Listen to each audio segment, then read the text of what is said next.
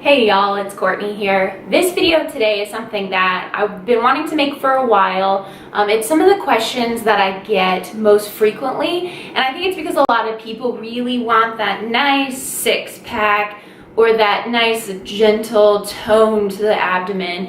And so I have a lot of friends and family say, I've been doing crunches, I've been doing every abdominal exercise I can find, and I still don't have a small waist, and they don't really understand why. Here's the problem, is you find these tips and tricks that tell you all these exercises you can do to make your waist smaller. It's not true. So when you're exercising a specific area, you're doing your crunches, your bench press, your squats, your hamstring curls, you're not doing that to target and burn fat in that area. What you're doing is stimulating the muscle so that the muscle can grow. I'll have another video about toning and how lengthening is a myth, but for right now, the stimulus for a muscle to grow is going to be done whenever we motivate it, whenever we stimulate it. That's how it's going to grow. So when you're doing crunches, you're helping to strengthen and increase the muscles in your core. That's not a bad thing. It's something that you should do because a lot of people have really weak cores and then have things like back pain. The problem is there's a lot of misinformation where people say, oh, if you do all these crunches, you're going to lose that fat because you're going to burn fat. You're burning fat in that area, and it's not true.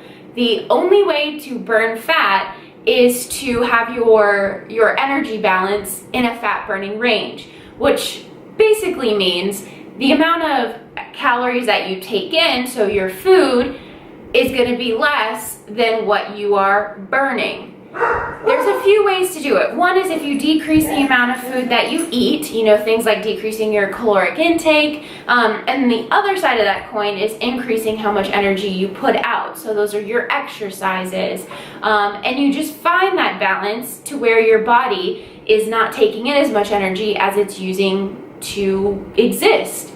And that's how you're going to burn fat. Now, in terms of where you're going to burn fat is going to depend on your genetics. Anyone can tell you that they have that one friend who carries weight here, and another friend who carries weight here, and another friend who, no matter how much weight she gains, will never have weight gain in a particular area. And that's because weight gain or fat gain and fat loss are genetic.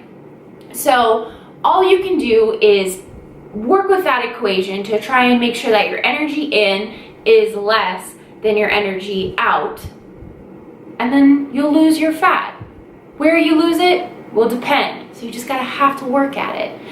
So if anyone tries to sell you a product that says it's going to make your waist smaller, those wraps are BS. All they do is they make you sweat in that one particular area, so you're going to have less water there, and it's going to look thinner, but then once you rehydrate, it all comes back.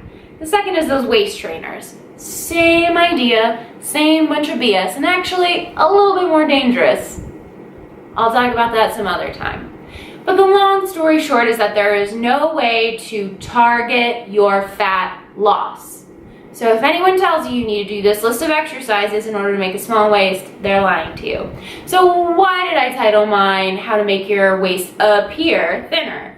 Because there are ways that you can trick the mind and the eye and everything to make your waist appear like it's smaller.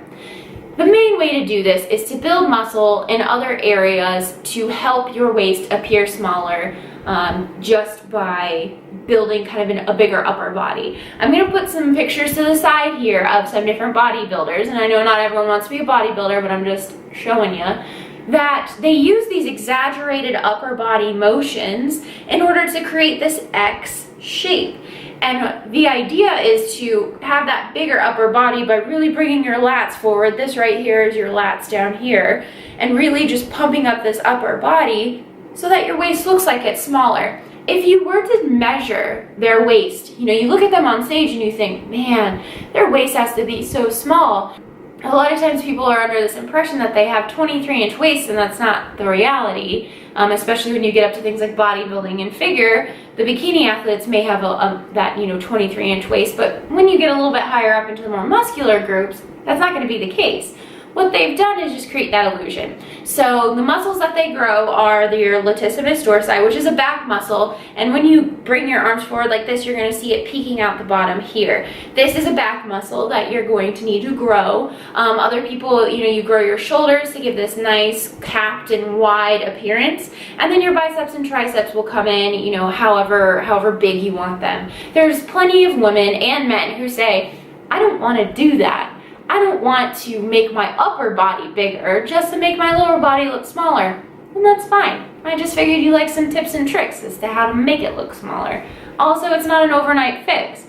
So for a lot of people, you're just looking for the quick out, and that's not what you're going to find on this channel. So there are some cons to building this bigger body. The first is, you're not going to be able to fit into stuff as easy as you could before. I think any fit person or any person who's gone through any body transformation, either gaining or losing weight, will tell you that shopping is never fun because no one ever creates outfits and sizing for the average person or even the not average person. So as someone with an athletic body, I can never find things to fit my shoulders. I hulk out of blazers. All the cute stuff I used to wear before I started lifting, I can't fit into anymore. So a lot of people will say, not for me, not gonna do it, just gonna do my crunches and run on the treadmill, burn some fat till I can get that smaller waist. That's perfect. For those of you who want to focus more on building that upper body, so you've got that kind of lean, muscular look, so that some people like and some people don't like, then I've attached some videos here at the end for you to look at.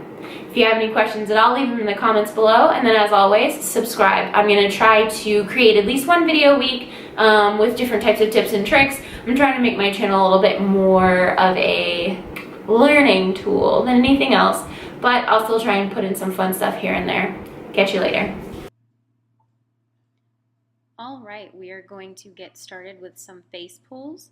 These, the best way to do this is to lead with your elbow. So you'll see that I'm squeezing that area kind of in between my shoulder blades. I'm trying to keep the tension around my face, and just lead with your elbows and bring it back and just squeeze. And you should do 8 to 15 reps depending on your goals. I superset this with side lateral raises. I just call them lateral raises because I think adding side is kind of redundant. Some people say don't go any higher than level with your shoulder. I think it's based on your shoulder health. If you don't feel any pain doing them a little bit higher than your shoulder blade, then go ahead and keep it there. You can also do this with bands. Here's another image of it from the back, and you're really able to see the utilization of the shoulder muscle in this case. So you're going to superset that, and you're going to do 4 sets of that. The next is these kind of bent over rows. Now, I don't bend over very far because I do have a history of back problems and back injuries, so I just do kind of a gentle forward lean. What you're really focusing on here is, again, leading with your elbow and squeezing in between your shoulder blades. I go nice and slow so that I can really feel that connection. And I superset these with an overhead press. You can do these with dumbbells, you can do these with a barbell, which I usually do, but in this case I think it gives you a little bit more freedom with these bands. I used a less tension band for this, the green, because I couldn't get the black over my head. So again, looking at this from the side, you can really see, and the back, you can see kind of the different muscles, that it's not just your shoulders that you're working. This next one is kind of a seated row, so I lean back and I really, again, focus on bringing those shoulder blades together. I do lean back a little bit, and I kind of think like I'm pulling that down over across where the bottom of my sports bra sits. I also have my palms facing each other. So if you're doing this on a cable machine, you're going to need the attachment that allows you to face your palms together or use the handles, but that's going to really help to bring in kind of that middle area of the back. And I've adjusted right here to do a lat pull down. You don't get a really good view of it just because I am not really good at camera angles quite yet, but this is an example of how you can do a lat pull down at home without any sort of lat pull down machine. You'll notice my grip is wider, and I'm really bringing that outer back a little bit more into play. And by outer, I mean those little lats that kind of peeked forward when I showed you the video earlier. And the last exercise I do is usually a burner. So you can either do this front raise with a plate. Again, my palms are facing each other, so you can use a dumbbell, you can use a cable machine, and you can either do that or you can add this around the world movement. Now, if you have any sort of shoulder injury, I don't recommend it because there are a lot of stabilizers that are being used, but I utilize these burners as kind of a exercise to burn out the muscles at the end. And I just kind of do it until failure. So I pick a nice light weight, like right here I've got 10 pounds, and I just do that until I feel like my muscles are really burning and really straining there. Still having good form because I obviously don't want any shoulder injuries.